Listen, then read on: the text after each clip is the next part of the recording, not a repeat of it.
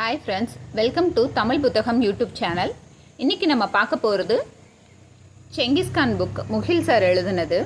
இந்த புக் ஆக்சுவலாக நான் நிறைய தடவை வாங்கணும்னு சொல்லிட்டு நான் திரும்ப அந்த கடையிலே வச்சுட்டு வந்துடுவேன். ஏன்னா ரேட்டு பார்த்திங்கன்னா 225. ஓகே, இது எப்படி இருக்குமோ, சரித்திர புக்கு எனக்கு சரித்திர புக்குனாலே கொஞ்சம் அந்த வருஷம் இதவா ஞாபகம் வச்சுக்கிட்டே இருக்க மாதிரி இருக்குமேன்னு யோசிச்சுட்டே நான் வச்சுட்டு வந்தேன்.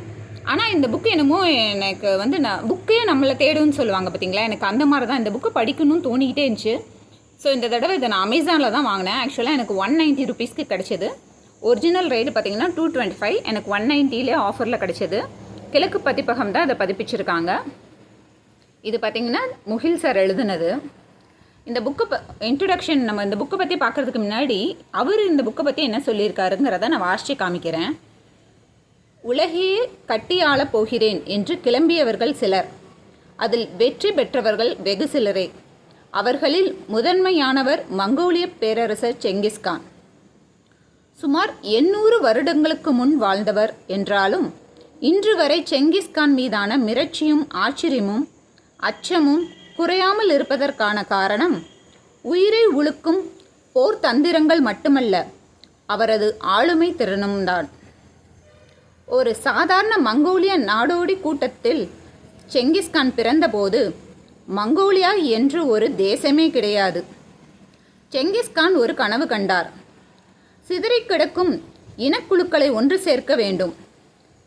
புத்தம் புதிய தேசத்தை உருவாக்க வேண்டும். உலகமே அண்ணாந்து பார்த்து வியக்கும் வகையில் ஒரு மகா பேரரசை கட்டியமைக்க வேண்டும். அசாதாரணமான கனவு. ஆனால் அதை நிறைவேற்றுவதற்காக துடிப்பும் துணிச்சலும் உத்வேகமும் உக்கிரமும் செங்கிஸ்கானிடம் இருந்தது. கடுமையும் கல்பாறை மனமும் கொண்டவராக தன்னை உருமாற்றிக் கொண்டார். எதிரிகளை அழித்தொழிப்பதென சூத்திரங்களை மட்டுமல்ல, கனவுகளை சாத்தியமாக்குவதற்கான கலைகளையும் செங்கிஸ்கானிடம் இருந்தே கற்றுக்கொண்டது உலகம். செங்கிஸ்கான் பற்றி தமிழில் வெளிவரும் முதல் நூல் இது. இதுதான் அவரோட ஒரு ஷார்ட் ஹிஸ்ட்ரின்னு சொல்லலாம். இவர் பார்த்தீங்கன்னா செங்கிஸ்கான் ஃபஸ்ட்டு அங்கே இவர் பிறக்கிறப்ப மங்கோலியான்னு ஒரு நாடே இல்லைங்க. ஆனால் இவர் காலத்துக்கு அப்புறம் தான் அது இவர் தான் உருவாக்குறாரு. ஆக்சுவலாக பார்த்தீங்கன்னா இவங்க அப்பா அந்த காலத்தில் என்ன பண்ணுறாங்கன்னா ஒரு இனக்குழுக்களாக தான் இருக்காங்க இவங்க. அதுவுமே அந்த மங்கோலிய இனக்குழுக்களாக இருக்காங்க. அவங்க பார்த்திங்கன்னா ஒவ்வொரு இனத்துக்குள்ளேயும் ஒரு போட்டி பொறாமல் இருக்க தான் செஞ்சுட்டு இருந்திருக்கு. இப்படிப்பட்ட சூழ்நிலையில் தான் இவங்க அப்பா இவங்க அம்மாவை கல்யாணம் பண்ணிக்கிறாரு. செங்கிஸ்கான் பிறக்கிறாரு. செங்கிஸ்கானோட பேர் பார்த்திங்கன்னா டெமுஜின். டெமுஜின்னா என்னென்னு அர்த்தம்னா இரும்பு மனிதன். ஆக்சுவலாக நான் ஃபஸ்ட்டு சொல்கிறப்ப டெமுஜின்னே சொல்கிறேன். ஏன்னா இவருக்கு ஸ்டார்டிங்கில் இந்த பேர் தான் வச்சாங்க. இவருக்கு செங்கிஸ்கான் பேர் வந்ததுக்கே ஒரு ஹிஸ்ட்ரி இருக்குது. ஃபஸ்ட்டு டெமுஜின் பிறக்கிறாரு. அவங்க அப்பா அந்த குழுவோட தலைவராக இருக்கார். அவங்க வாழ்க்கை இப்படியே போயிட்டுருக்கு. பக்கத்து இனக்குழுலேருந்து சண்டை வரும். அப்படியே இருந்தாலும் அவங்க அப்பா அந்த இதெல்லாம் தீர்த்து வச்சு, ஆனால் இவங்க அப்பாவுக்கு ஒரு நல்ல பேர் இருக்குது. அந்த சுற்று வட்டாரத்துலேயே பார்த்தீங்கன்னா இவங்க அப்பாவுக்கு ஒரு தனி மதிப்பு இருக்குது. இவர் இவங்க அப்பா எல்லாத்துக்கூட ஒரு இணக்கமாக தான் இருக்கார். ஆனால் ஒரு சூழ்நிலையில் இவங்க அப்பா விஷம் வச்சு கொன்றாங்க சாப்பாட்டில். அப்போ என்ன ஆகுதுன்னா, இவர் சின்ன பையன்தான். அப்போ இவர் தான் அந்த ஃபேமிலியை டேக் ஓவர் பண்ணுற சூழ்நிலை உருவாகுது. இவர் என்ன பண்ணுறாரு, சாப்பாட்டுக்கே ரொம்ப கஷ்டம். இவங்க குழுவில் இருந்தவங்க, இனக்குழுவில் இருந்தவங்களாம் என்ன பண்ணுறாங்க, அப்பாவும் இறந்துட்டார், தலைவர் இறந்துட்டார், இவங்க பசங்க எல்லாமே சின்ன பசங்களாக இருக்காங்க. ஸோ இப்போ நம்ம இவங்களோட இருந்தால் இவங்களும் நமக்கு சுமதான் அப்படின்னு சொல்லிட்டு இவங்க எல்லாருமே என்ன பண்ணுறாங்க, இவங்கள விட்டுட்டு போயிடறாங்க, இவங்க ஃபேமிலியை மட்டும். இவங்க ஒரு 7-8 பேர்த்துக்கு மேலே அந்த குழந்தைகளே இருக்காங்க இவங்க அம்மாவுக்கே. ஸோ இத்தனை பேர்த்துக்கும் சாப்பாட்டுக்கே இவங்க ரொம்ப கஷ்டப்படுறாங்கங்க. இவ்வளோ கஷ்டத்துலேயும் அவங்க ரொம்ப கஷ்டப்பட்டு தான் இவங்க அம்மா கூட இந்த டெமுஜின் தான் ரொம்ப ஹெல்ப்பாக இருக்கார். இவங்களுக்கு பெரிய உணவே பெரிய விஷயங்கிற சூழ்நிலை தான் இவங்க வாழ்கிறாங்க.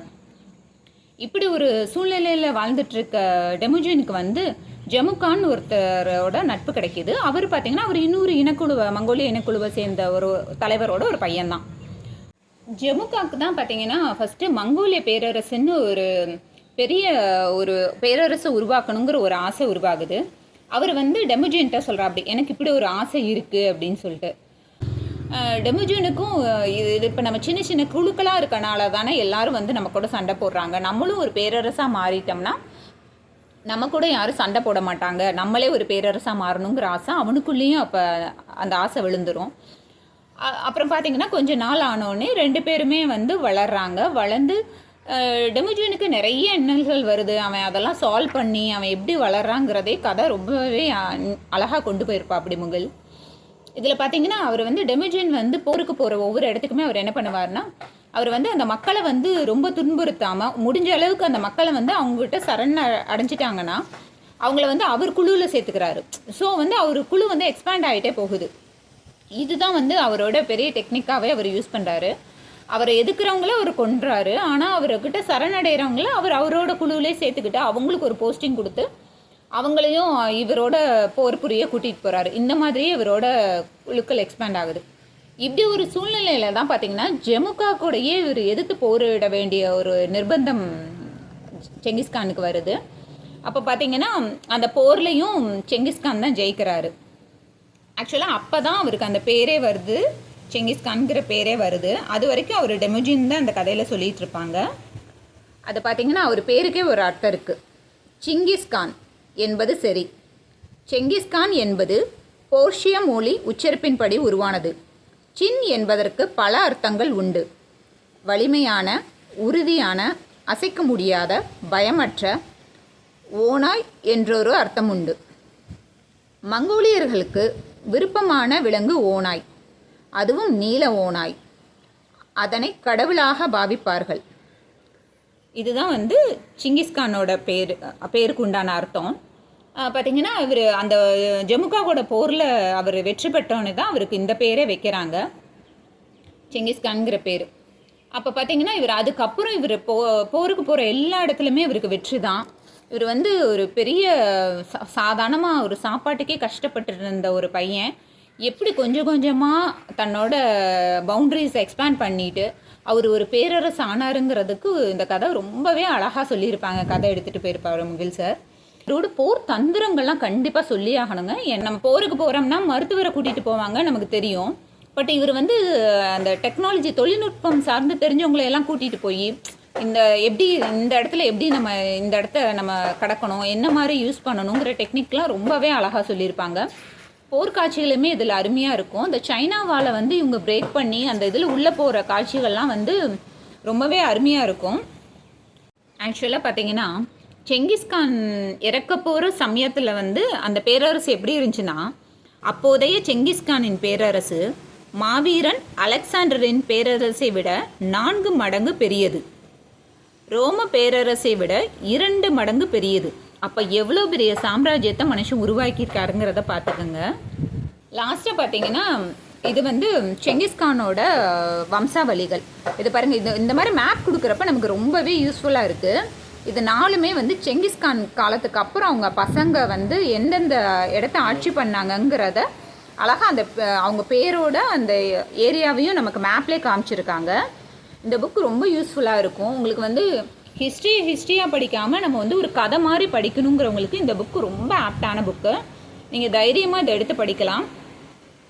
இந்த வீடியோ உங்களுக்கு பிடிச்சிருந்தா சேனலை லைக் பண்ணுங்கள், ஷேர் பண்ணுங்கள், சப்ஸ்கிரைப் பண்ணுங்கள்.